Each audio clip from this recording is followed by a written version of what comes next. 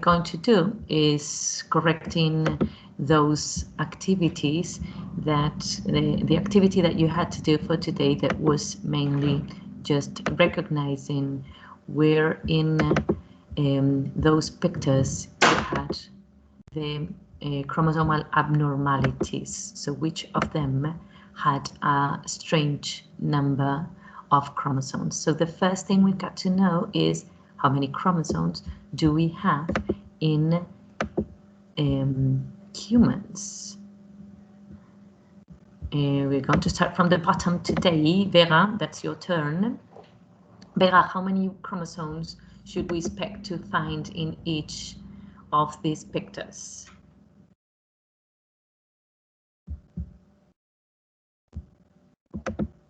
We expect to find 46 chromosomes. But do we find 46 chromosomes in each of them? Well, having a look at the first one, did you recognize any abnormality in the first one, Vera? Yes, that I think that Y has to be like 2. No, that's not the right answer, but it's because I didn't explain it. Okay, I thought that you were going to understand it, but it's probably not so easy for you. So let's go with the theory first. Okay, I thought it was not necessary, but if you go a little bit upper in page number 4 in the photocopy, you've got some information on the chromosome numbers, on the number of chromosomes. Okay, well, the first thing you've got here is that all animals, another new term, all animals are diploid. What does it mean that one organism is diploid, or in fact one type of cell is diploid? It means that it has a paired number of chromosomes, but it's not by chance. It's not only that it's not 7, but it's 8. It's not only that it's a pair number of chromosomes. It also, if it's diploid, is because chromosomes go 2 by 2. So we always find 2 chromosomes that are very similar and they are the same size. Let's see if I'm able to explain it with this diagram here.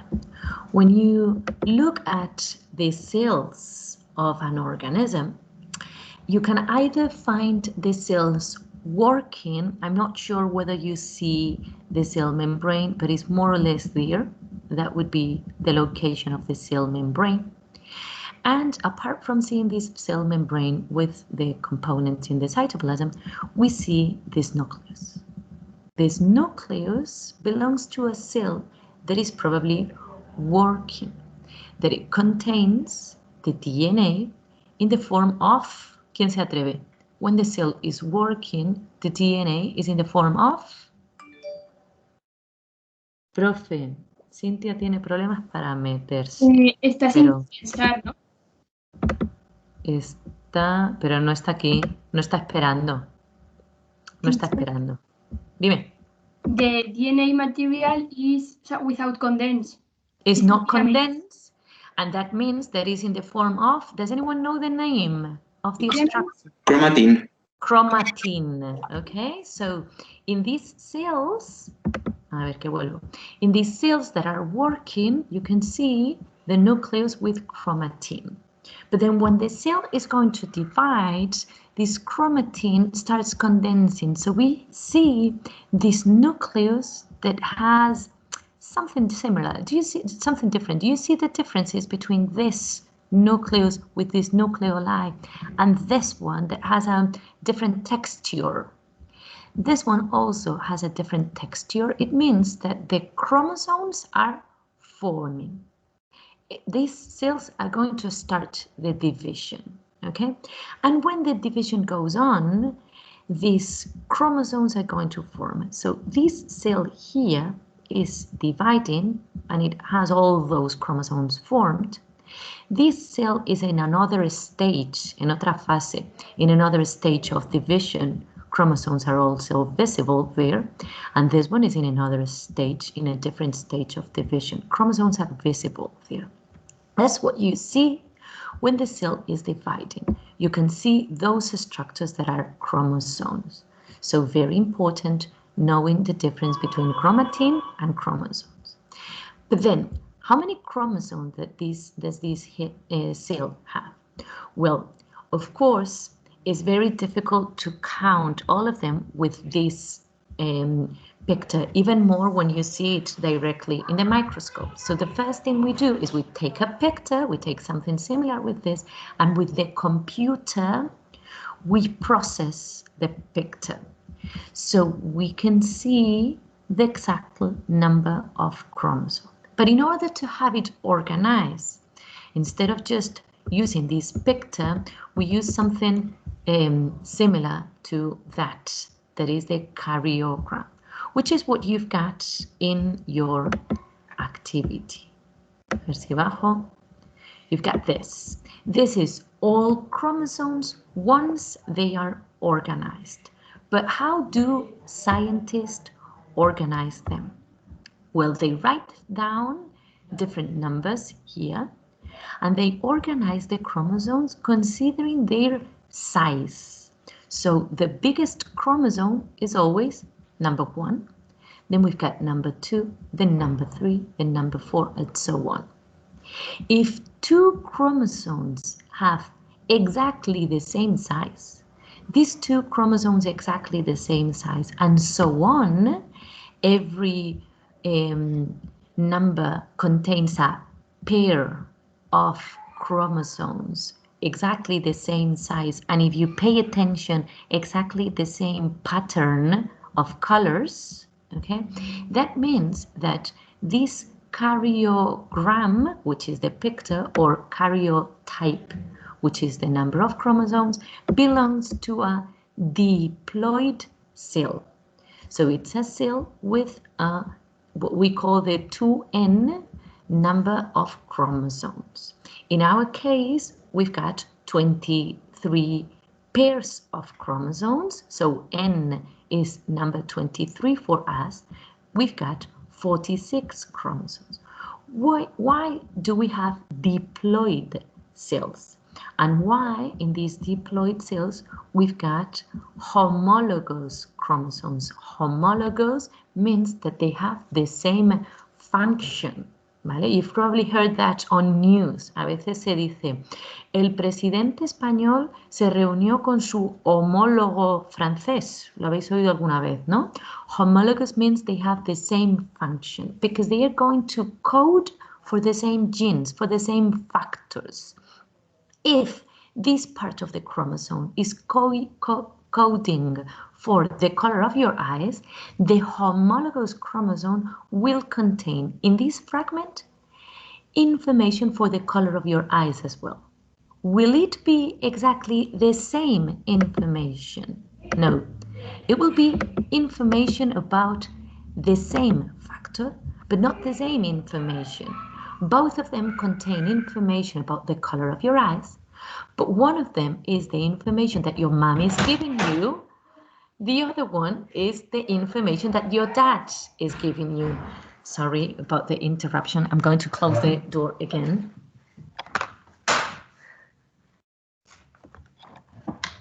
Hay mucha gente en casa. Vosotros sois 19 viniendo a mi casa, pero hay otros cuantos más en casa también. Esto es lo que tiene el directo.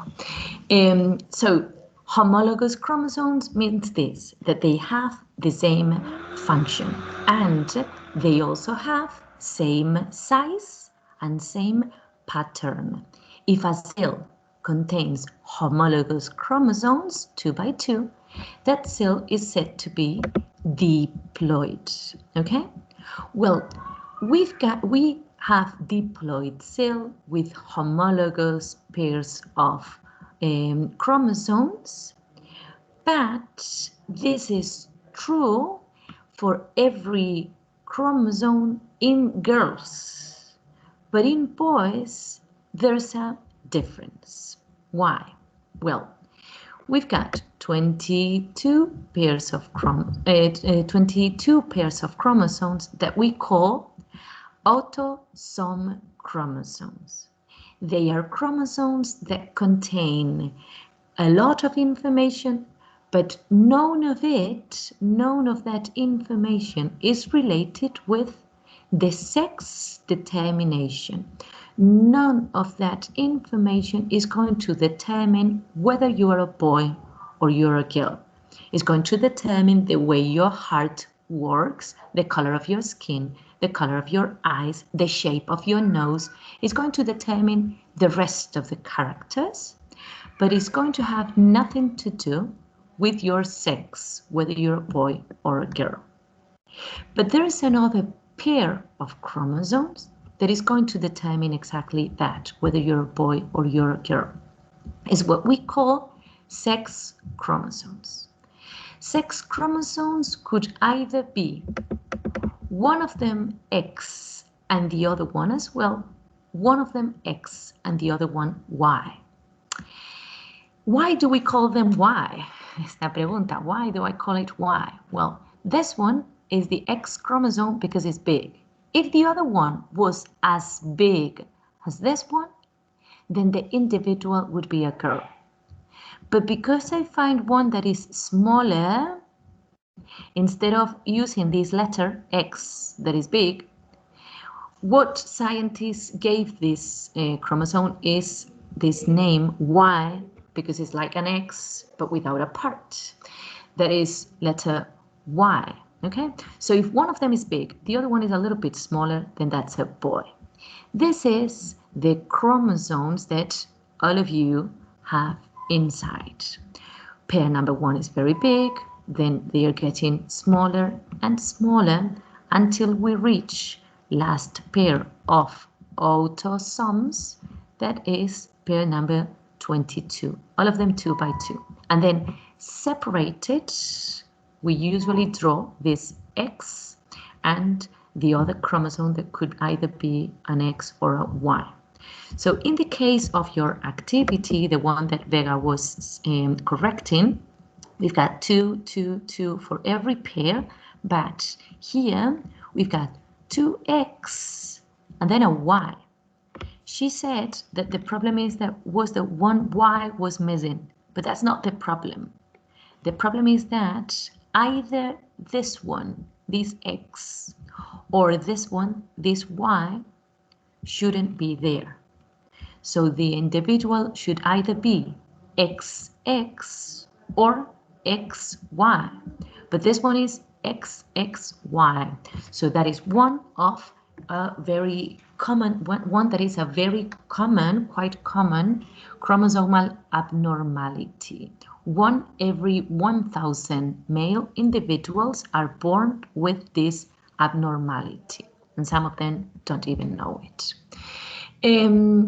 Let's see this diagram for the next one. Who is the next one?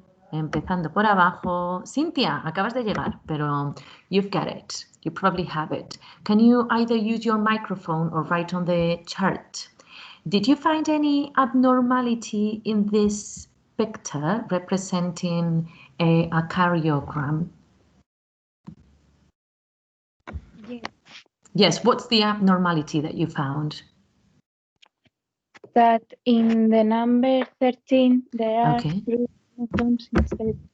Okay, instead of 2, in number 13, we've got 3 chromosomes that have the same size and the same pattern. Okay, it's a little bit folded, this one and that one, so they don't seem the same size, but them 3 have the same size and the same pattern. That is what we call a trisomy. Trisomy because we've got 3 chromosomes instead of 2 chromosomes. Okay, we'll see what this one represents.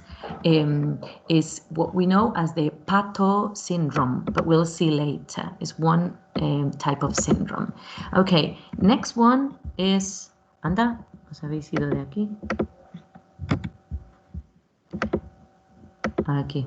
Next one is Sara. Sara, what about the following picture, this picture? What's the abnormality here? I don't know. You don't know? Have a look at it. How many chromosomes in pair number 1? 2. Any problem? No. No. 2, 2, 2, go on. Do you find any pair that instead of 2, it has 3? The number 18. Okay, so the only thing you had to do for the activity that I asked you to do for today is just circle this number 18 is what I want you to do. Circle number 18, okay? This chromosomal abnormality is Edward syndrome, another possible syndrome. What about this picture here? What's wrong in that picture there, Rodrigo?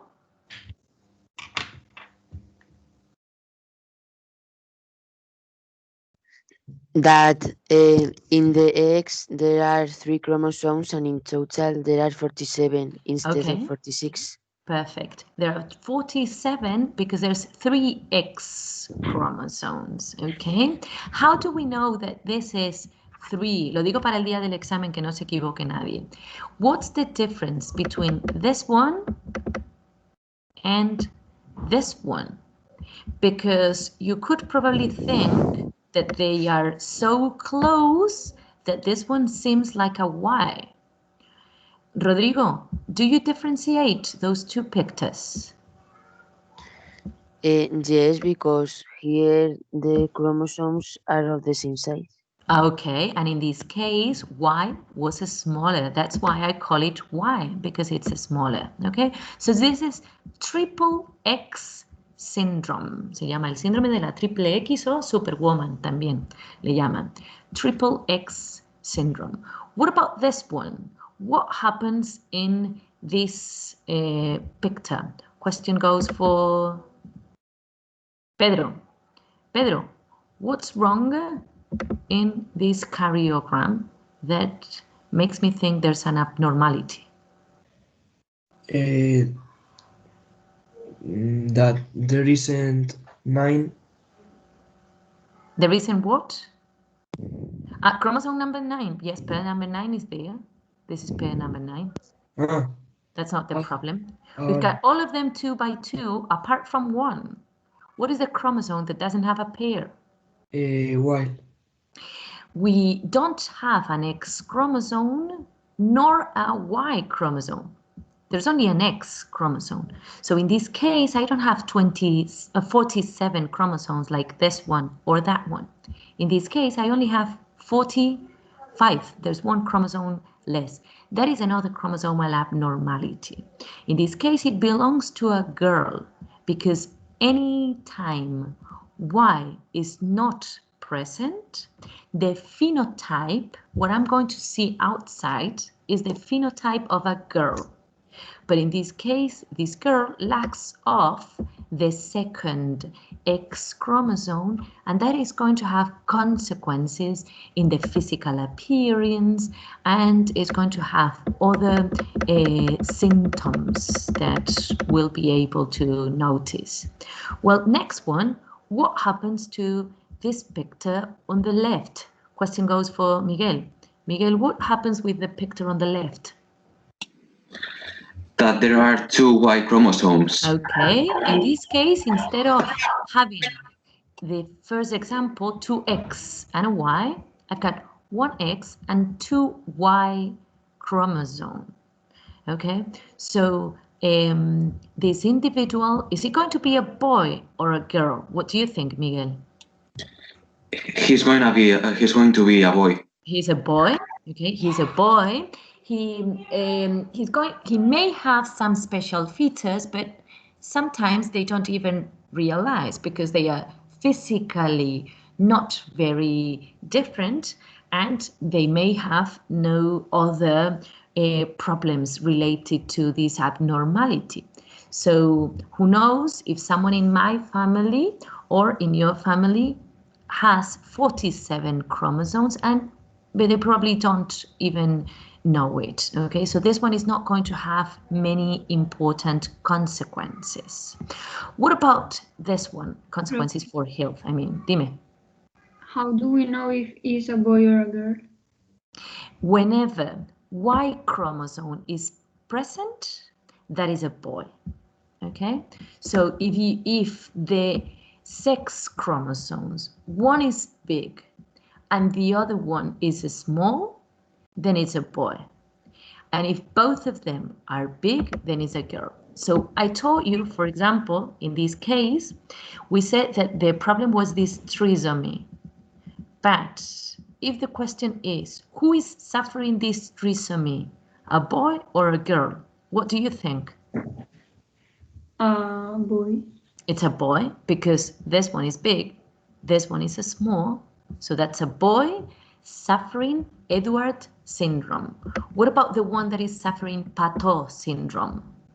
Again, the one suffering... ¿Dónde estaba? El del 18, ya no lo veo. El 18, el del 13... Aquí sí. Patot syndrome, sorry. This is also a boy, okay? Because one of them is big, the other one is small, okay? So you just have to... Dime. Ay, espera, que te he perdido. Espera. Empieza, dime. Entonces... Es cuando no tiene Y. Eso es. If you don't have a Y, you're a girl. No. And girls, most of them have 2X. But there is an exception, just this exception, that is Turner syndrome, in which we've got a girl with only 1X. Most girls have 2X, but you may have girls with only 1. Okay? Okay. And then we've got this one. What's wrong in this one? What's the problem, the characteristic of this one? Malena, what happens in this picture? That in number 21 there are 3 chromosomes. Okay, that's the most famous trisomy. That is the Down syndrome trisomy. Okay, you know that the international day for the Down syndrome, you know, there's many different international days for different things. The international day for Down syndrome is the 21st of March, and it's the 21st of March because Down syndrome is produced because there's 3 chromosomes in pair number 21. Okay, so that's the reason for giving this day for the Down syndrome. Teaser. Dime. And depending on the pair, there are more or less chromosomes. Depend the disease. O sea, no, The syndrome is going to be different depending on the chromosome that is presented in a triple number or maybe absent, que falta, ¿vale? Okay, we're going to do, I will try to do with you this activity, a ver qué tal sale, luego jugáis vosotros en casa, ¿vale? Lo voy a hacer yo sola. You just have to click on the PowerPoint presentation, okay? I copied the link, but you can do it just clicking on the presentation. What you've got to do is join these chromosomes. Remember that when you take the chromosomes in a cell, you're going to see something similar to this picture. Do you recognize which chromosomes go with which chromosomes? ¿Le encontráis parejas aquí? Would you say which one is the pair of these chromosomes? It's difficult to find it. That's why I told you that we do it using a computer. So what they do is they separate all the chromosomes. They try to put them in order in size. Okay, you can see that the biggest one is number 1, then number 2, then number 3, and so on. And if I give you one of these chromosomes, this one, which one would you say that goes with this chromosome? A ver, is it this size? Bigger or smaller? Smaller. So would say this one, le ponemos aquí, that's the pair of this chromosome. Let's look for another one that is a little bit smaller, este. What is the number that goes with this one? Is it number 1? Number 2? 6. Number 3? Maybe 7. Maybe 7. Lo pongo aquí. Yes, that's right. It goes with number 7. Parece que se te da bien esto, ¿eh? This one, ¿con quién le ponemos? Well, it must be a big number because it's a small chromosome. ¿Con quién le pongo? Venga. 14. 17, 18. 18, ¿seguro? Mira cómo se queda. 13 or 15. 14. 13, 14. Mira lo que pasa si le pongo en el 14. Muy It grande, goes ¿no? away, se va. So, try to put it with this one. A ver, que se me iba. Yo estaba convencida de que iba con este. 13. 13. Aquí, yes, that's 13. Okay, so that's what they do. Just put it 2 by 2, considering the size. And then they've got to see what is the chromosome that doesn't have a pair. Qué mal se me da a mí esto. That doesn't have a pair, or maybe that is presented in a triple number, and that's the way they know what is the abnormality. Well, you know that scientists can do this even before the baby is born. Is what we call the technique that we call, have you ever heard about it? ¿Os suena? That they do these analysis before the baby is born? No. Amniocentesis.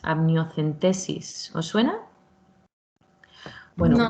what they do is they take part of the amniotic liquid of the mom, and in this amniotic liquid you can find some cells from the mom, but you also find cells from the embryo, because all that structure was produced from the cells in the embryo. So if you analyze this, you can see the number of chromosomes of the baby that is going to be born in the future. Dime. Do you have to pay to that, or they do free? Ay, me preguntas cosas muy difíciles. Supongo que en algunos casos en los que está recomendado entra por la seguridad social, pero lo ignoro porque no me he hecho ninguna, así que no puedo saber si sí o si no. Pero, anyways, you do it and you get the karyotype of the future individual, so you could know whether your baby is going to have one of these syndromes or not. It's important to do it in order to be prepared, for future treatments that your baby will have. But it's true as well that once this is very useful when you're only 3 months you're pregnant. So in the 12th week, 13th week, because as time goes by, the physical evidences and other problems that your baby may have will tell the doctor, no doubt, that your baby is suffering one of these syndromes, okay? But it's a good thing if you want to know it previously. Anyways, we'll see what's the most important consequence of having this. We'll see it later. I'll tell you later, okay? So that's the way we do it. We do these analyses, and then we get different syndromes, and it's what we're going to see right now until the end of the class. We are going to see some of the consequences of these syndromes. Okay, one of the individuals that you had in the photocopy, the first one, I would say, era el primero, ¿verdad? Had this syndrome, XXY. Was it the first one? Yes. Yes, that was this first one. Well, then in the first one, you can say that the name of the syndrome is Klinefelter syndrome. Okay, that's the name that we give to this syndrome that is caused by 2X and a Y. First question, is it male or female individuals that have it? Is human males, because there's a Y there, so that is a male. It's human males that have it. Ah, no, ha debido ser aquí, que os callo que si no me suenan las otras cosas. It's human males that have it. And it says here that is the most common sex chromosome disorder in human males. 1 out of 100 males have it. What are the consequences? Well, sometimes consequences are not very important, so these boys don't even realize that they have a higher number of chromosomes because most of us have never undergone a test to know how many chromosomes we've got. I don't know how many chromosomes I have. I guess I've got 46 because I don't have any other physical consequences that are usually linked with these syndromes, like problems in your heart, your kidneys, or different abnormalities, or in your gonads. Well, I'm fertile, so I guess that I don't have any of those syndromes, but I've never undergone one of those tests. So most people in the planet doesn't know the exact number of chromosomes they've got.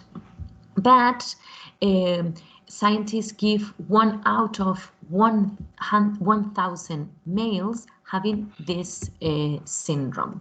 If you see these two pictures representing a normal male and one male with this Klinefelter syndrome, this one would be a picture explaining them both. Well, both of them are people suffering Klinefelter syndrome.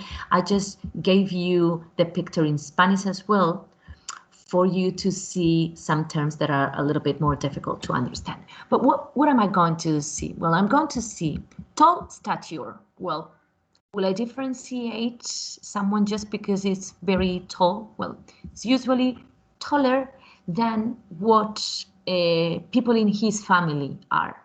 Okay, they may have a slightly feminized physique. So you see the face, and it probably have poor beard, poquita barba, and a female pattern, but that is very common in boys as well. Frontal baldness is absent, so they don't get so bald, no se quedan calvos. Well, that's common as well in boys. Some of them may have a little bit less IQ, but it doesn't mean they have any mental disability, and most of them are just the average, no mental disability. They tend to lose some chest hair, and in 30% of the cases, they develop a little bit of breast. But it's not in every case, and this breast development is also linked with other illness that boys can develop. So as I told you, some of them don't even notice that they have an extra chromosome. Some of them may have more problems with these mental disabilities, or they get so tall that they develop other problems with bones. And then when they visit the doctor, because they have these problems with bones, is when doctors realize that they had this extra chromosome, but they probably spent all their lives not knowing they had this extra chromosome. Okay, that's the abnormality XXY Klinefelter syndrome. We've got another one that is Pato syndrome, the one that has a triple number in chromosome 13, which is this one that you've got here, the second one, Pato syndrome. This one, it's more dangerous. It's very strange to find. You probably haven't heard about it because it's very strange to find people on your age having Pato syndrome. Most of them die, as you can see here, most of them die within the first year of life. Even more, most of them are not even born. Most of them cause natural abortions, ¿vale? Habéis oído hablar de abortos espontáneos, naturales. Most of them suffering this Pato syndrome, they die before being born. Sometimes they are born and they die within the first days, the first weeks, or maximum first 1 or 2 years, but they don't last longer. Why? Because there's a lot of problems related with this syndrome. Not only the physical appearance with it, which is what you've got here, the cleft lip and the palate. No sé si habéis oído hablar del labio leporino, ¿os suena? Bueno, small hair, no eyebrows, special shape in the ear. You can see here most of them has an extra finger. So we see physical differences, but more than that is the problem that they have in internal organs. So this Pato syndrome is very dangerous, and it's an extra chromosome. It's not as common as Down syndrome because you're not going to find people in your classroom suffering it. Most of them die, and if they don't, they need special treatments. They are not going to go to a normal school. Same thing happens with this trisomy that is related to Edwards syndrome, trisomy in chromosome number 18. It says here that it occurs 1 every 6,000 live births, so it's not so rare. 80% of them are female. We don't know why, but most of the children that are affected by this trisomy are female. And as we've got here again, most of the fetus die before being born, before birth. Okay, and again, because of heart abnormalities, kidney malformation, they die very soon. Okay, the way they like this shape, the way they look, this shape of the head is very special. The neck, the thorax, there are some characteristics that are common to them, and in this case that would be the karyotype. Chromosome 18 per 18 is triple. Triple X syndrome, what I told you that it was superwoman. Once every 1,000 female birth, they've got 3X, so no Y, then that's a girl. But in this case, it's very difficult to differentiate them from the rest of the population. So even more difficult than Klinefelter boys. There are specific characteristics like poor breast development or underdeveloped ovaries, but some of them are even fertile. So you probably don't recognize that you suffer this syndrome, triple X. Turner syndrome, no X. That is, I think we're going in order. Igual lo puse en orden y no me había dado ni cuenta. That was 13, this one is 18, triple X and Turner syndrome. See, it's in order. Okay, same order as you've got in the photocopy. Turner syndrome is not so common, 1 every 2,000 or every 3,000 female, ¿vale? Fijaos que en estos decíamos 1 every 6,000 births, but in this case is 1 every 2,000 female, so it's not so common. Characteristics, physical characteristics that are going to make them different. This is going to make it easier to recognize them, especially by doctors, because they've got problems in their heart and in the aorta coming out of their heart, but also physical appearance that is going to make them different. I don't want you, por cierto, que os igual estáis volviendo locos viendo las cosas, I don't want you to know all the characteristics. I just want you to recognize the syndrome in a karyotype. So you've got to be able to join the name of the syndrome with the karyotype. But I want you to know, not for the day of the exam, but I want you to know as teenagers that there are many different syndromes that could appear when a baby is born, many different things that could happen. Some of them are more dangerous. Some of them are not even being noticed. They are not even going to cause physical problems in your health. And even those that cause physical problems, well, you can cope with them. So it's possible to have an almost normal life with them. Is the case of Turner syndrome. You are going to have gonadal dysfunction, so these girls are not going to be fertile. They are going to have amenorrhea, so they are not going to have the menstruation, and they have some health concerns like this heart disease, vision problems, hearing problems, but an autoimmune disease. But they can have an almost normal life. Will they go to a normal school? They probably won't. But an almost normal life. That is Turner syndrome. We've got another one. XYY was called a Superman. Extra Y is 1 out of every 1,000, in the same case as Klinefelter syndrome. They've got the same rate. And again, not physical fetus and nor medical problems, even less than Klinefelter. No physical fetus. They probably grow a little bit higher, but we are going to see not many differences. That's why I don't even have a picture of this one, because they are very similar to any boy with 46 chromosomes.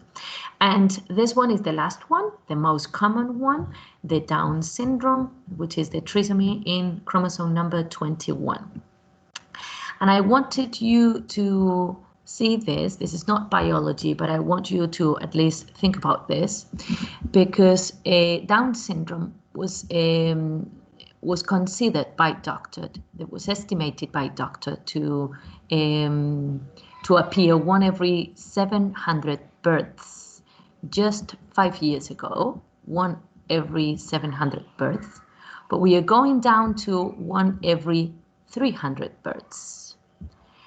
And the reason for this to happen is not that doctors are able to solve this problem. So it's not that we've got less people suffering Down syndrome or being born with Down syndrome because we know how to remove it.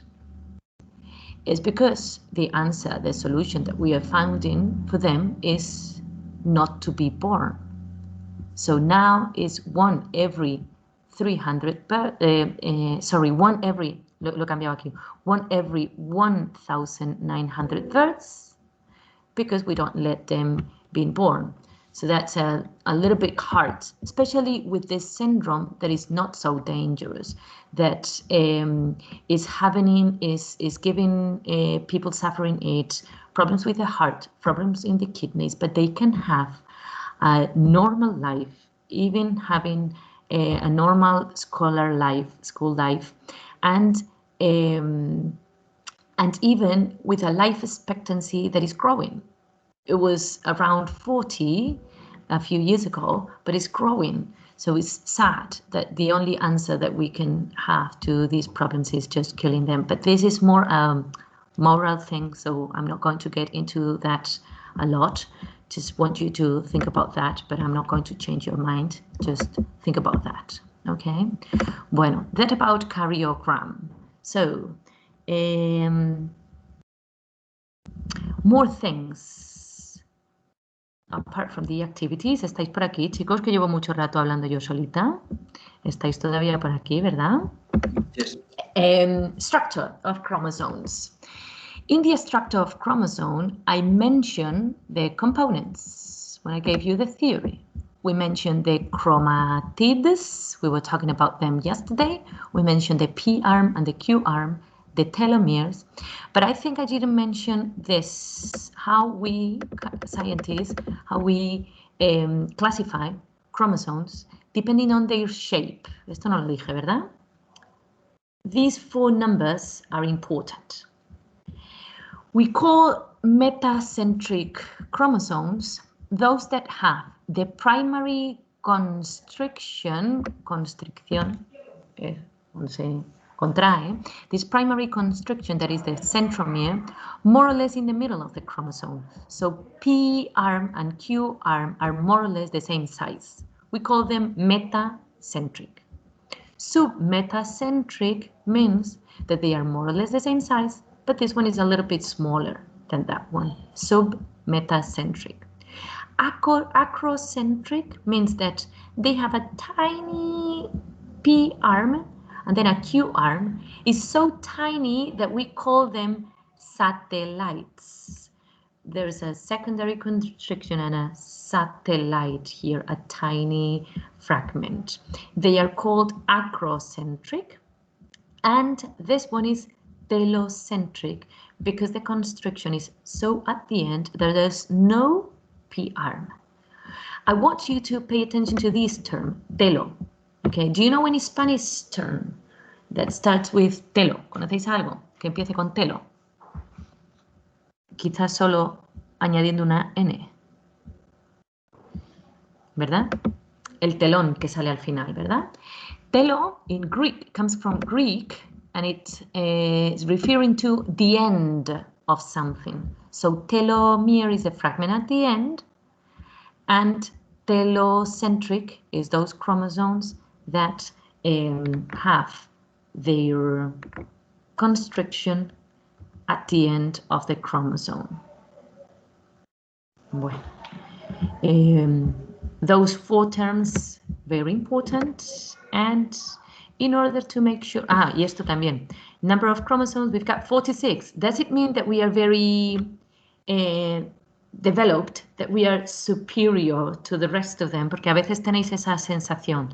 The higher the number of chromosomes, the most evolved the organism is. And it's not. Because if you see dogs, can you see how many chromosomes dogs have? 78. Tienen más que nosotros, ¿vale? The fruit fly only 8. And that's why we use it to study a lot, the fruit fly. Bueno, pues vamos con ejercicios de los de abajo que teníamos sin hacer. Nos habíamos quedado en el 8, ¿verdad? El 9 empezamos a corregirle ayer en clase. And then, what's your homework going to be? A ver quién me lo adivina. Activities number 9, 10, and 11 is going to be your homework. Okay? 9, 10, and 11. Any doubt, chicos?